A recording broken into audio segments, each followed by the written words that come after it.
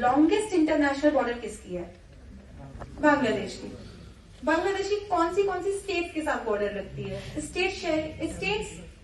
States not having any maritime boundary, number of states not having maritime boundary. तो you have to have an idea कि इतनी का है, इतने का नहीं है।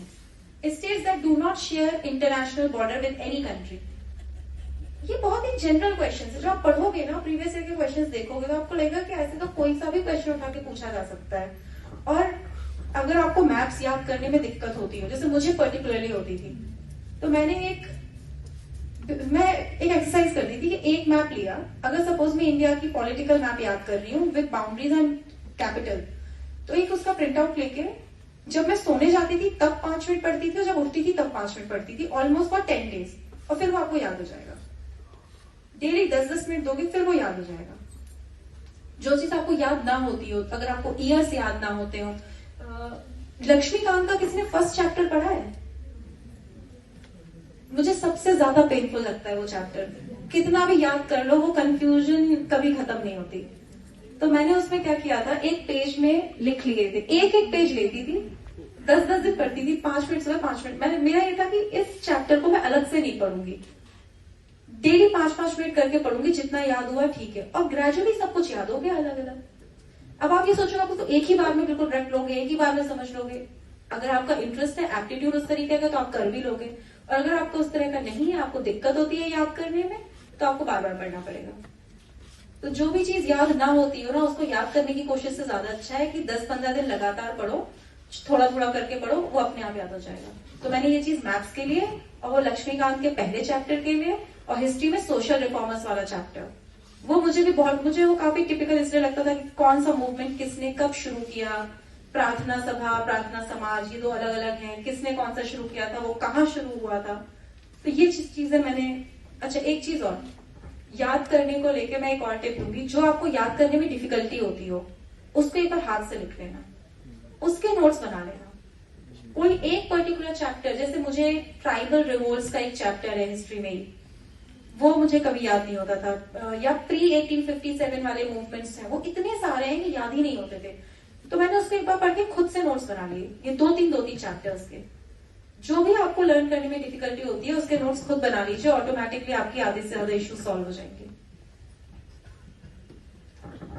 एनवायरमेंट था ये। हाँ, एनवायरमेंट में किसी को कुछ पूछना है?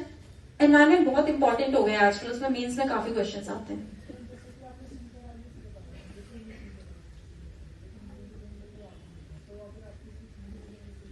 हाँ, मैं आपको बताती हूँ कि अगर मैं हिंदी मीडियम की स्टूडेंट होती और मुझे नहीं मिल रहा होता कंटेंट, तो मैं क्या करती।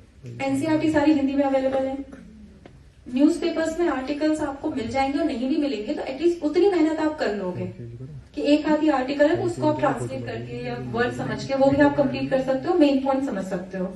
अपने बेस मटेरियल के लिए आप विजन का मेंस 365 ले लो, जो भी अवेलेबल है। अगर आप आज पढ़ रहे हो एनवायरमेंट, तो पिछले साल का अवेलेबल होगा, और पीटी 365 ले लो, जो जिस साल का डला हुआ उस साल का प्रिंट आउट ले लो, वो हिंदी मीडियम में है, ठीक है। उसको प्रिंट आउट में कैसे लेना, एक साइड आप प्रिंटेड लो, एक साइड प्लेन लो।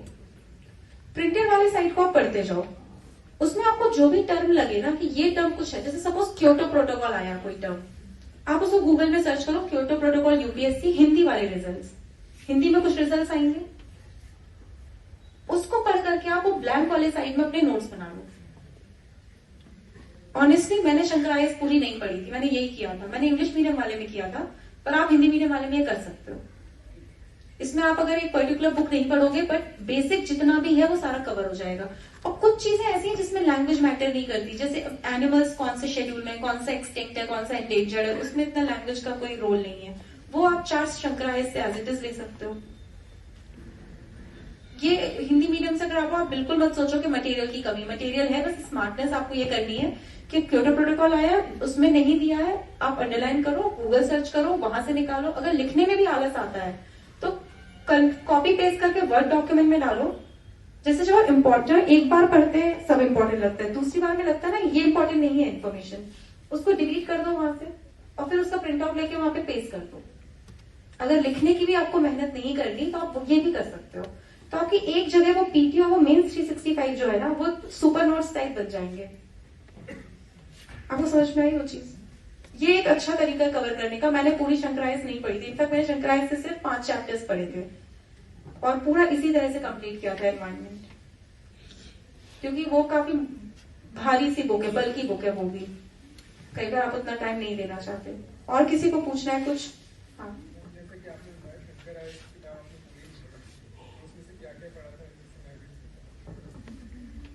मैंने उसमें से तो जो बॉडीज, जितनी यूनाइटेड नेशंस वाली बॉडीज हैं, जहाँ यूएनएफसीसी, सीओपी वगैरह दिया हुआ है, वो वाला पोर्शन कंप्लीट किया था।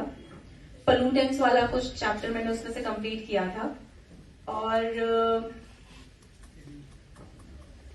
फॉरेस्ट वाला चैप्टर उसमें एक है, वो कंप्लीट किया था। वहां से मैंने मेन यही थे, as far as I can remember, these were the major chapters जो मैंने वहां से कंप्लीट किए थे। और ये हाँ, schedule of animals, basically conservation वाला, जो बायोस्फीयर रिजर्व और ये सारा कंजर्वेशन वाला पोर्शन वहां से कंप्लीट किया था।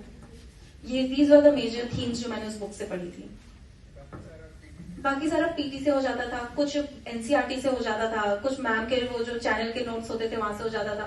मतलब ये जुगाड़ करके ही होता है, क्योंकि मैं कह रही हूँ कि आप सिंगल पॉइंट ऑफ मतलब सिंगल सोर्स ढूंढ लीजिए, सिंगल पॉइंटेड अप्रोच, पर जिस तरह का ये एग्जाम और जैसे क्वेश्चंस आते हैं, एक पॉइंट से यूजुअली नहीं हो पाता है। हम कोशिश करते हैं, तो यही जुगाड़ आपको करनी पड़ती है, थोड़ा इधर से थोड़ा उधर से, ऐसे ऐसे करके। बट हाँ, मेजर यही है, इसके अलावा और कहीं से कुछ नहीं पढ़ा था मैंने। This I can assure you कि पढ़ा इतना ही था। और एनवायरमेंट में किसी को कुछ पूछना है?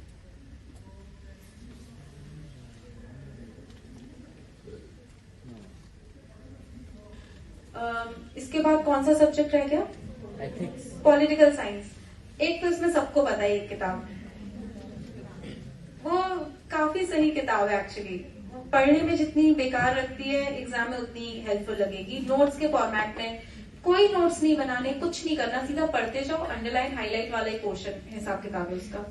इसके अलावा आपको जो एक किताब पढ़नी चाहिए, क्लास 11 की, Indian constitution at work, Bharat का संविधान करके होगी शायद हिंदी में वो, उसको पढ़ लीजिएगा। उसमें आपकी वोकैबुलरी बहुत डेवलप होगी, आपको आंसर राइटिंग में बहुत हेल्प मिलेगी। प्रीलिम्स के लिए ना चाहे तो मत पढ़िए वो किताब, छोड़ सकते हो आप प्रीलिम्स के लिए इजीली।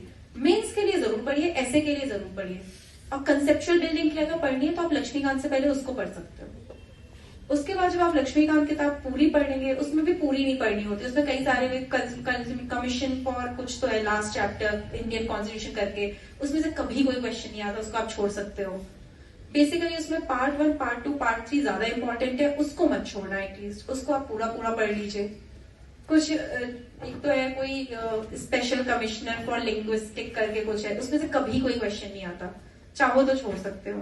तो ये सब आपको प्रीवियस ईयर क्वेश्चन से और खुद अपनी नॉलेज से भी आपको समझ में आने लगेगा कि ये इंपॉर्टेंट और ये इंपॉर्टेंट नहीं है।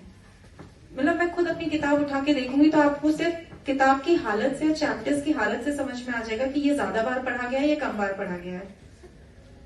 Fundamental rights, parliament, supreme court, ये सब तो बहुत ज्यादा इंपॉर्टेंट चैप्टर्स हैं, इनको तो पढ़ना ही पढ़ना है और कई बार पढ़ना है। तो लक्ष्मीकांत एक ऐसी किताब है कि ऑलमोस्ट पूरी, उसमें कुछ पोर्शंस हैं जो मेंस के लिए ज्यादा रेलेवेंट है, जो latter half of the book को कवर करते हैं। जैसे पॉलिटिकल पार्टीज करके एक पूरा चैप्टर है, वो थोड़ा सा मेंस ओरिएंटेड ज्यादा है।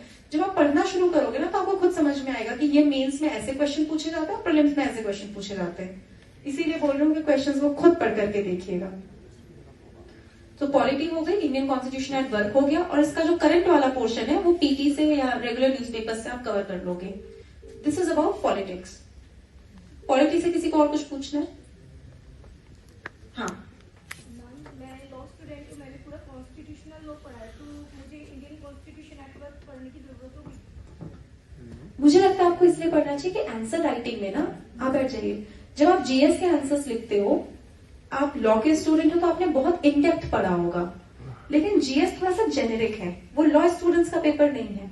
तो जो बेसिक पॉलिटिकल लैंग्वेज है, जो बेसिक पॉलिटिकल वोकैबुलरी है, वो आप उस किताब से पढ़ो, एक बार जरूर पढ़िए। आपको उसमें से लैंग्वेज सीखने को मिलती है, क्योंकि लॉ की लैंग्वेज टिपिकल लैंग्वेज है, वो टेक्निकल लैंग्वेज है, जबकि ये जेनेरिक लैंग्वेज है।